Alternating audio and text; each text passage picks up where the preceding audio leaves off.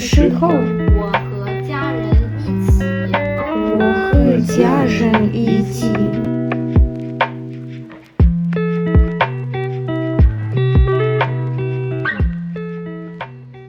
На уроках каллиграфии мы выписывали китайские пословицы и поговорки. 这个位置点点，不能点在这个地方，就要在这个地方。 Ну а после урока всегда приятно пойти поесть.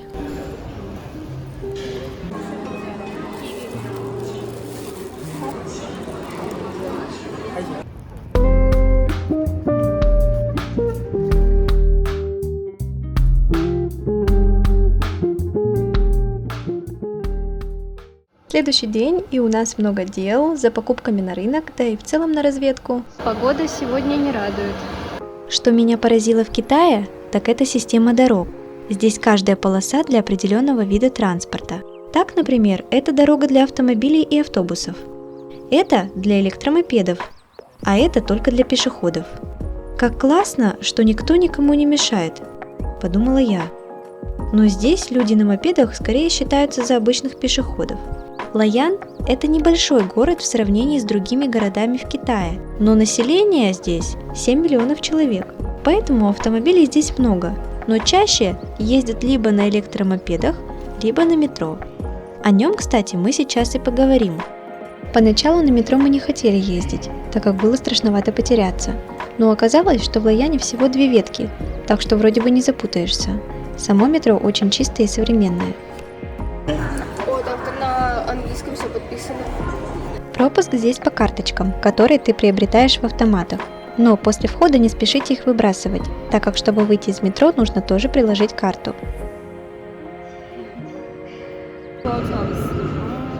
Кстати, а на самих карточках изображены различные достопримечательности Лояна.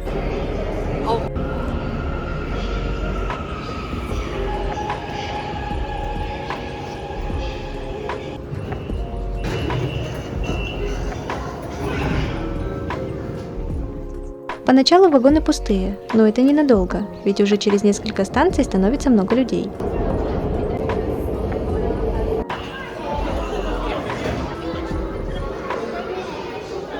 Девочки решили спросить, делают ли здесь кератин и сколько это будет стоить. Купили мы дождевики на рынке, и только когда я монтировала видео, заметила эту надпись на русском «Плащ». Неожиданно, но приятно. И вот мы приехали в старый город.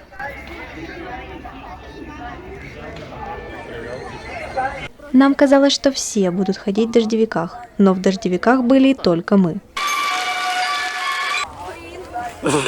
一阳之味道，仔细东来。我们是北老仔，桌子上喜欢挂鱼牌。 Итак, старый город. Район старого города построен на месте проживания династии правителей Китая. С тех времен немногое сохранилось, но до сих пор можно прочувствовать дух той эпохи. Сейчас это своего рода туристическая улица из различных магазинов и прилавков.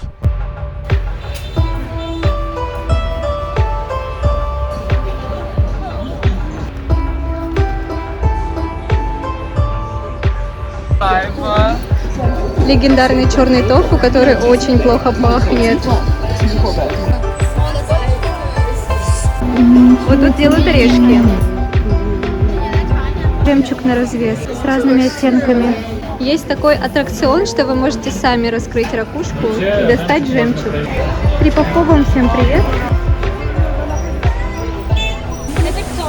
Это скорпионы, но мы их кушать не будем. Вместо этого мы лучше возьмем шарики из осьминога. Ну как? Скорпионы и другие насекомые – это скорее приколы для туристов. Лучше пройдите немного дальше и возьмите чего-нибудь сытного.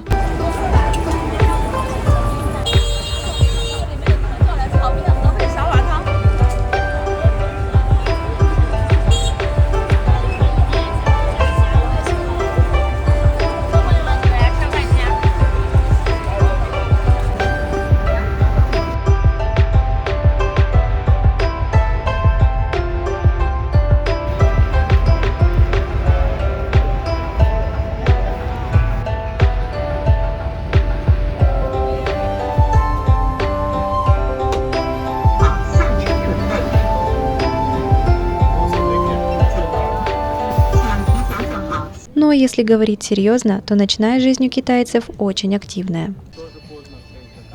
Слышите эти звуки? Мы идем именно на них.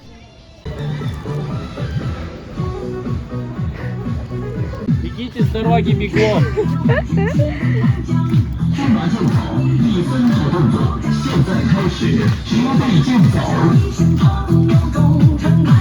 В городах Китая парки традиционно считаются местами общественной жизни. Вечернее время часто является наилучшим для спортивных занятий, так как в это время воздух не так загрязнен, а температура комфортнее.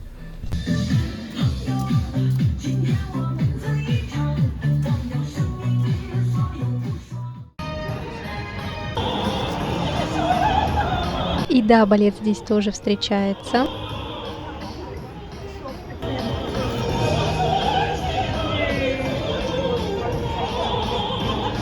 Просто посмотрите на это, все учат уроки. Но вы вспомните себя, давно вы выходили на улицу с одногруппниками ночью, чтобы учить уроки? И сходи, посмотри, они в основном учат английский. Так, стоп, это же студенты, должно же быть у них какое-то развлечение.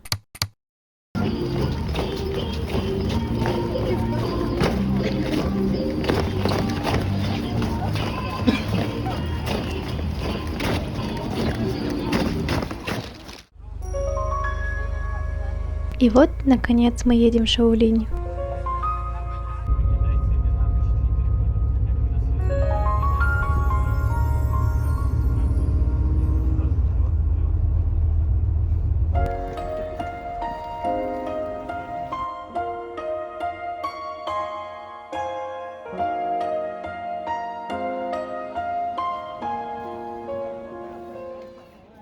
Итак, Шаолинь.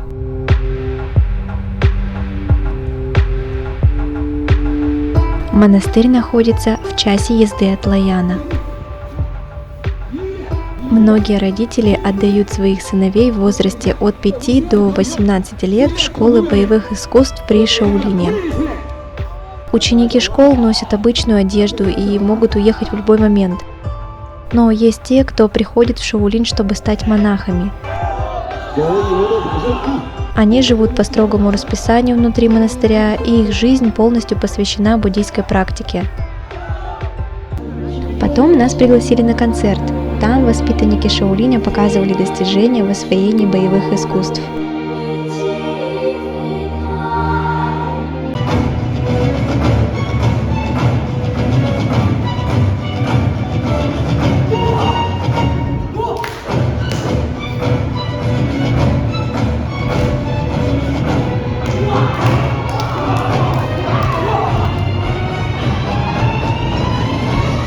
Затем был небольшой перерыв, где приглашали всех желающих опробовать лично на себе, чему учатся в Шаолине.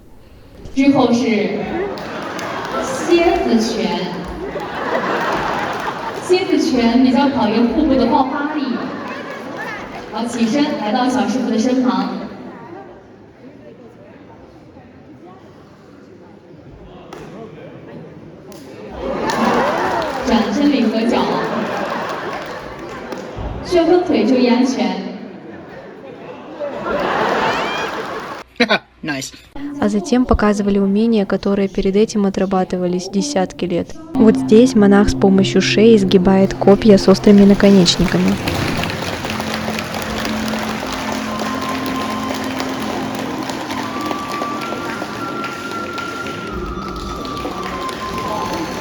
А здесь вы все увидите сами.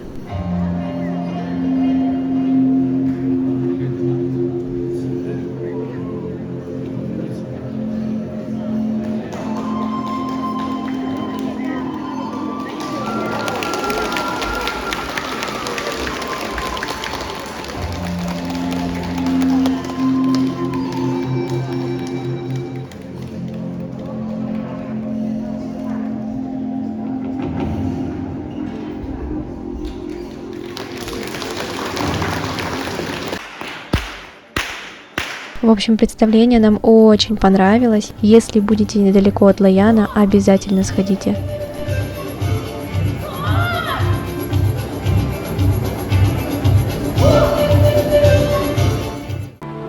Ну и еще немного кадров с этого необыкновенного атмосферного места.